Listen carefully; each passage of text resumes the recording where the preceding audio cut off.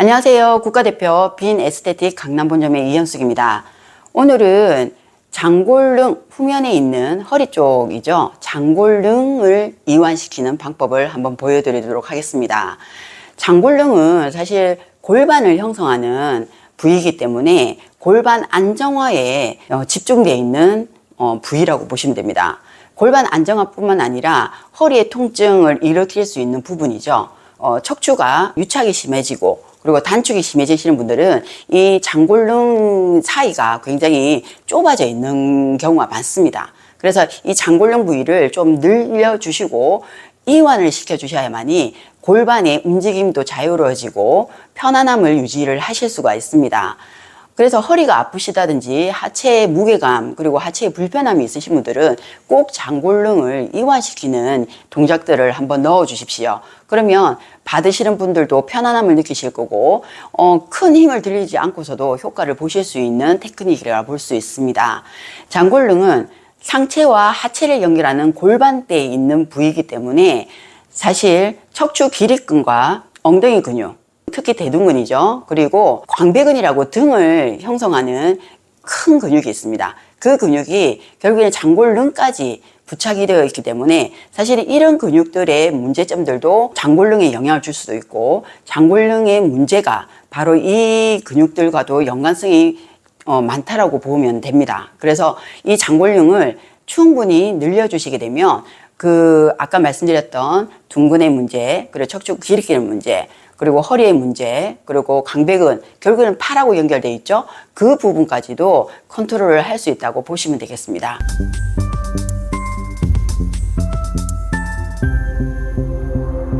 자, 허리 쪽에 구조를 보시게 되면 여기 허리선이 시작이 되고 여기 천장관절 또 연결되어 있죠. 그리고 여기 둔근이 자리 잡고 있고 아까 말씀드렸던 장골릉이 이렇게 형성이 되어 있습니다. 이 장골릉에 우리가 대둔근도 있고 척추기립근도 연결이 되어 있고 광배근이 결국에는 이렇게 길게 연결이 되어 있습니다. 그래서 이 장골릉 이 사이가 유착이 되고 좁아지게 되면 아무래도 허리에 과부하가 걸릴 수도 있고 그리고 이 과부하가 결국에는 청골과 하부 쪽에도 영향을 줄 수가 있다는 겁니다. 그래서 이 허리의 골반을 형성하는 이 부위가 굉장히 느슨하게 되어야만이 충분하게 이 주위에 연관성을 가지고 있는 부위가 활성화가 좋아지고 많이 움직임이 부드러워진다고 보시면 되겠습니다.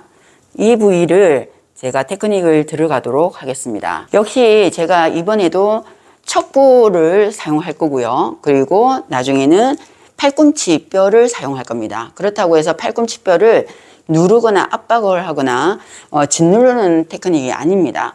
근데 지그시 이렇게 늘려주는 테크닉으로 진행이 될 겁니다. 우선은 낮은 부위이기 때문에 제가 다시 다리를 살짝 접어서 베드에 다리에 다 지지를 할 겁니다. 지지를 한 상태에서 척부를 허리선 장골릉 이 선이죠. 이 선에다가 딱 갖다 댈 겁니다. 갖다 대시고 갖다 댄 뼈에 딱 걸리게끔 만들어 준 상태에서 이거를 어깨로 밀어주는 테크닉이 아니라 딱 걸렸으면 제가 하체를 살짝 더 낮게 만들어요. 살짝만 낮게 만들어서 엉덩이가 뒤로 약간 빠집니다. 그러면 힘점이 밑으로 내려 쏠리게 됩니다. 그러면 이 허리선에서 제가 이렇게 늘리는 느낌이 들어가는 거죠. 다시 딱 걸어 놓은 상태에서 제가 살짝 엉덩이를 뒤로 뺐습니다. 이 팔에는 전혀 힘이 없습니다. 그냥 내 척부의 뼈를 이렇게 장골릉에다 걸어서 지그시 아래쪽 방향으로 내려준다는 느낌입니다. 그래서 길게 늘어뜨려주는 그런 느낌으로 기다려 주시는 겁니다. 이때 다리를 제가 베드에다가 갖다 댔기 때문에 사실은 무릎을 굽혀서 허벅지의 힘으로 제가 지탱을 하고는 있지만 처음 하시는 분들은 조금 힘드실 수 있습니다. 하지만 이 자세를 계속 하시다 보면 하체의 힘도 굉장히 많이 길어지실 수가 있고 이 자세에서 그냥 힘 빼고 기다려 주시는 거기 때문에 하나도 힘이 들지 않습니다. 이 자세에서 살짝 방향이 아래쪽 방향으로 다시 천천히 몸을 이렇게 세웠다가 다시 한 번 더 걸어서 살짝 다시 앉습니다. 그러면 고객분은 저도 느끼지만 누워 계시는 고객분도 쭉 아래쪽으로 늘려주는 느낌이 든다라는 말씀 많이 하실 겁니다. 천천히 다시 한 번 더 걸어놓고 살짝 제 몸을 살짝 낮춰서 엉덩이가 살짝 빠지듯이, 그 대신 허리를 굽히지 않습니다. 허리를 굽히시게 되면 이런 자세가 되시겠죠. 그럼 저도 힘들고 굉장히 팔에도 지금 과부하가 걸리는 느낌입니다. 그래서 그냥 지지하듯이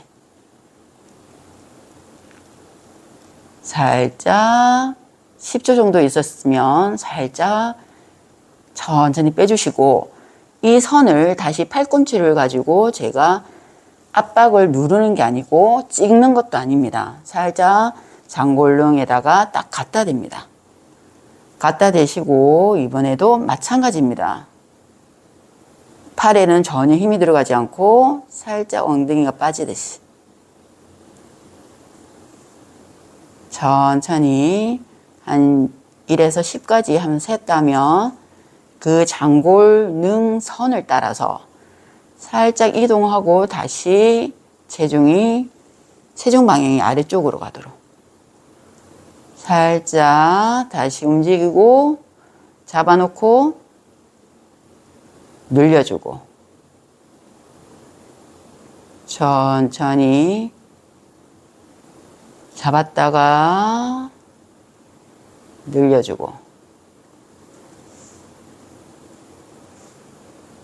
다시 약간 제가 움직임이 없는 것처럼 보이더라도 팔꿈치가 계속 바깥쪽으로 살짝 움직이면서 제가 위치를 이동을 시켰습니다.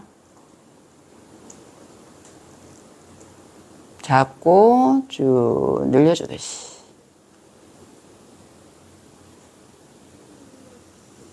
다리를 베드에 갖다 대시고요. 다 지지를 한 상태에서 살짝 앉습니다. 척부를 장골릉 사이에 딱 끼우시고요. 이 자세에서 살짝 제가 엉덩이를 뺐습니다. 그리고 방향은 힘점이 아래쪽으로. 그렇다고 어깨를 눌러버리는 게 아니라 그냥 걸치고 아무 느낌 없이 제가 방향만 아래쪽으로 제시했습니다. 자, 열을 셌으면 다시 살짝 뗐다가 다시 잡고 살짝 방향을 아래쪽으로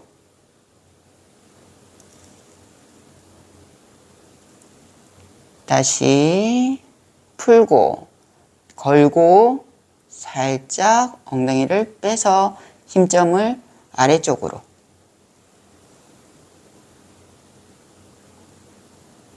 자, 척부를 사용하셨으면 이번에는 팔꿈치를 장골릉에 갖다 대시고 똑같은 방향으로 아래쪽 방향으로 장골릉에 걸어놨으면 살짝 앉아서 움직임 하나, 둘, 셋, 넷, 다섯, 여섯, 일곱, 여덟, 아홉, 열 살짝 뗐다가 이동을 미세하게 옆으로 이동해서 다시 방향 잡고 하나, 둘, 셋, 넷, 다섯, 여섯, 일곱, 여덟, 아홉, 열 살짝 다시 이동하고 잡은 상태에서 다시 늘려주고 하나, 둘, 셋, 넷, 다섯, 여섯, 일곱, 여덟, 아홉, 열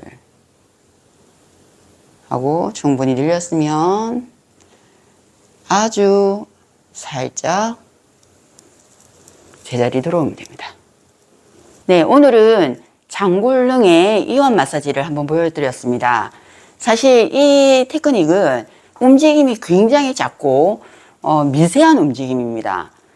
그래서 영상에서 이렇게 보여드리기가 참 힘들었지만 아마 제가 설명을 드리면서 움직였기 때문에 자세히 몇 번을 보시게 되면 움직임이 이렇구나 라는 걸 아실 수가 있습니다. 특히 척부를 사용하고 팔꿈치를 사용했지만 제가 내려 찢거나 힘으로 밀어주는 테크닉이 아닙니다. 단지 제가 하체의 중심을 잡고 방향성만 잡아놓고 그 방향으로 힘을 전달하는 기법들을 사용했습니다. 장골릉은 앞에도 말씀을 드렸지만 허리의 통증 그리고 등에 연결되어 있는 근육과 둔근하고도 굉장히 관련성이 있기 때문에 장골릉을 충분히 이완시켜주고 늘려주시게 되면 허리에 협착이 있으신 분들 그리고 텐션이 강하신 분들은 아주 스트레칭 되는 느낌을 많이 받습니다.